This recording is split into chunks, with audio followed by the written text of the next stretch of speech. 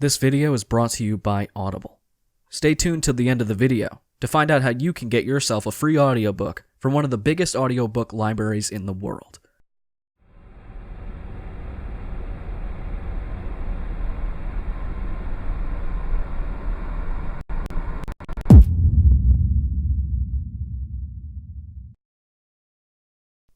I'm 20 and started working in a call center last year. It was a team of around 40 people, so we didn't exactly all know each other well. There was this one guy, I'll call him Craig, who I could always sense was watching me. He had perfect view of me at my desk from his, and his gaze would always follow me whenever I walked anywhere. I never paid much attention to it because I didn't know him at all. One day I turned up to work and was called over by a couple of the girls I was friends with.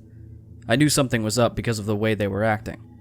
They explained Craig had messaged one of them asking for my number, saying how keen he was on me. I was immediately uncomfortable. There was quite an age gap between us, and he always gave me a weird vibe. I felt weird, but sort of brushed it off and laughed with my friends. I didn't let him get my number, though. That day, we found out Craig had lost his shit at the office after the rest of the staff had left the day before. He was abusing management and throwing things around the office. He ended up being fired and banned from the building. Later on that night, I received a message request on Facebook. It was Craig. The message said how attractive he thought I was, how he could never stop staring at my ass, the fantasies he always had about me, etc. Basically just really disgusting stuff to hear off someone you have never even had a conversation with, and was significantly older than you. So that's when it started. For the next 5 months, I got messages every single day. Management and security at work were all informed of what was going on. As we had concerns, he would turn up to the office to see me. I was in constant worry that he would try to find me, as his messages became extremely explicit of what he wanted to do to me sexually. I had thought of just blocking him, but my friends made the point that something like that could aggravate him. I just put up with the messages and calls until one day, it stopped. And I still don't know why. I'm a 19-year-old female who was studying in a university in England. Entering my second year last month, we decided to stay in my university town the day before I was due to move into my student home, so I could get there early and move my stuff in and give me the rest of the day to relax before we started Freshers Week. The night before moving day, me and my mother stayed in a hotel located in my university town. We were greeted by a very friendly man called Jeremy.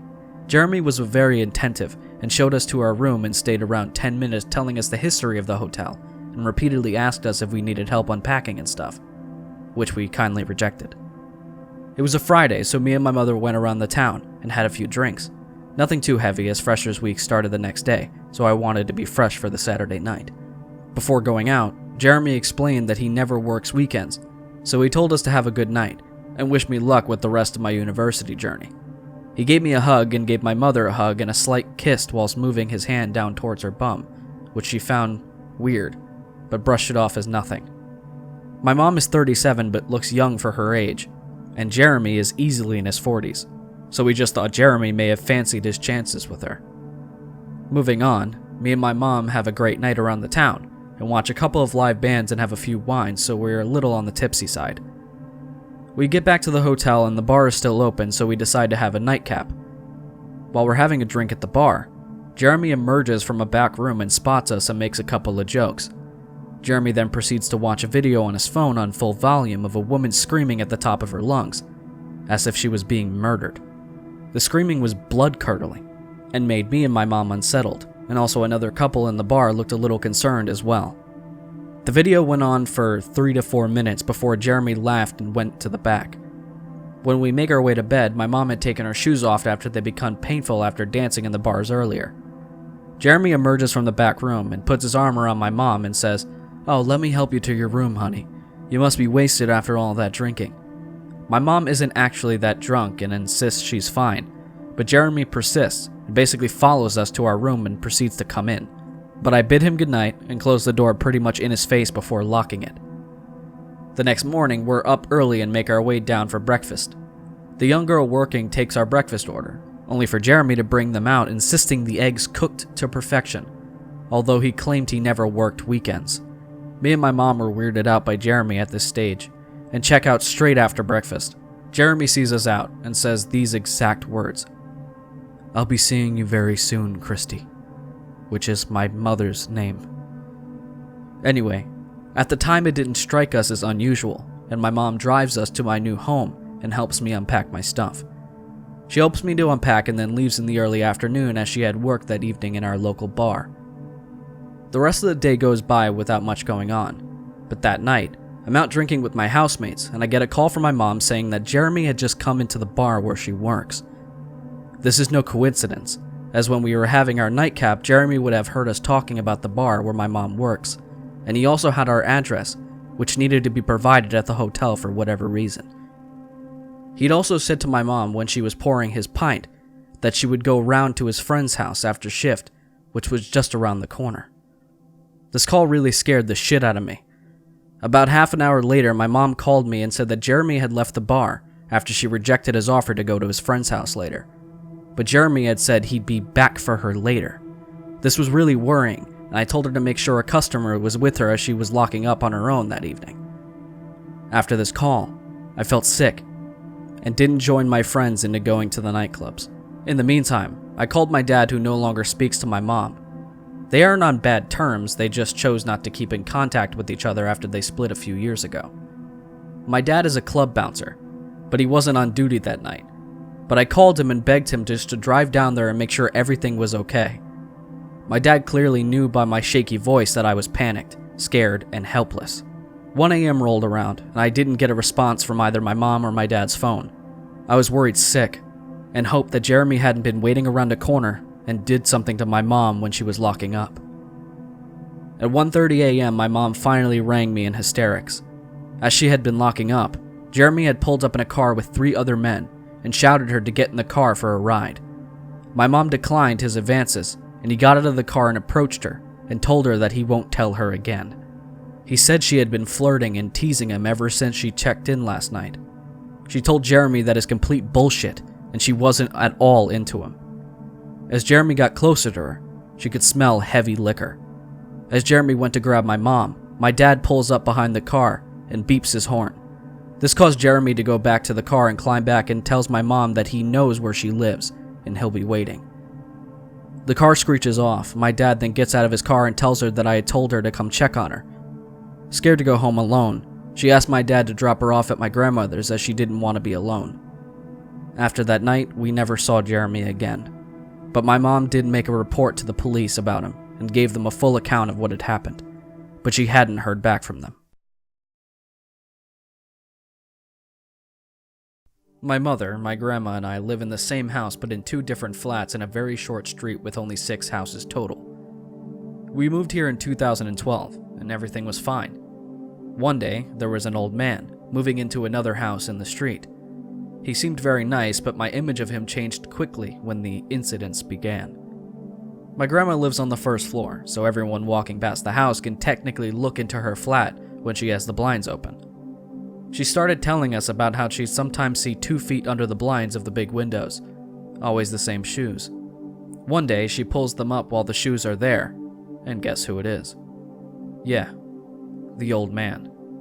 Turns out he has been watching her for quite some time through her windows, and even from his balcony, from which he has perfect view of the big window into her living room. As if that wasn't bad enough, he started talking to me when I got home from school because I needed to pass by his house. We didn't know each other, we had nothing to do with each other, not even remotely. He begins asking how I was, if school was finally over, and so on. I didn't like that, but politely answered. One day he started asking about my grandma and mother, how they were doing, and etc. I was very creeped out by this, given the history of incidents. I started ignoring him, and after a few days of ignoring him, he got the hint. But there's more. My grandma has a sort of caregiver who comes to her flat twice a week to clean and go grocery shopping with her because she can't walk or bend over that well anymore. This caregiver is also the one that comes to our stalking neighbor to help him. After my grandma brought it up to us that he was watching him the other day, the caregiver told us that the old man wants hugs from her and looks at her ass, cleavage, etc., and also sometimes touches her in places like her waist or her thighs unintentionally. As if that isn't already more than terrifying, he also rides the bus sometimes. Sometimes I'm in that same bus, or sometimes he even rides the school bus for some reason. Anyways, one day I was waiting for the bus and there was a girl with a hijab waiting for the bus. The man walks up to her and starts talking to her. I had my headphones in, so out of curiosity, I pulled one out and listened to what he was talking about. I was shocked when I heard how he was talking about immigrants being a problem for us, how they should get out of the country and such, but in a way that he didn't say it directly but rather hinted at those things. The girl was really confused, and then the bus already came, which she was relieved by, understandably. This was just a selection of the creepiest and worst incidents. There were many more not so creepy ones, but these are definitely the worst.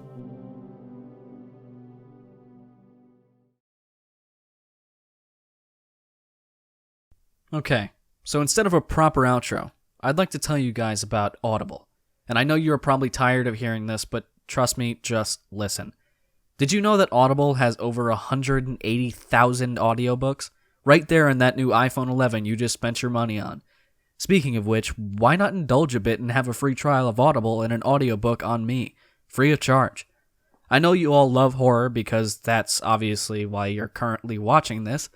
Well, I'm here to tell you Audible has got everything you need all under one roof to satisfy all your horror needs. Anywhere from Stephen King's It, or one of my personal favorites, H.P. Lovecraft The Complete Fiction. Currently, I'm listening to The Magicians by Lev Grossman, something I've read over 1,000 times. It's one of my favorite TV shows ever made, and I love it dearly. And just being able to listen to it anytime I want is really, really cool. Be sure to go to www.audibletrial.com/thedarknarrator to sign up for a free trial. And once you sign up, Audible will give you a credit that is good for one free audiobook. Thank you guys so much for watching, and I'll see you guys next time. See you later.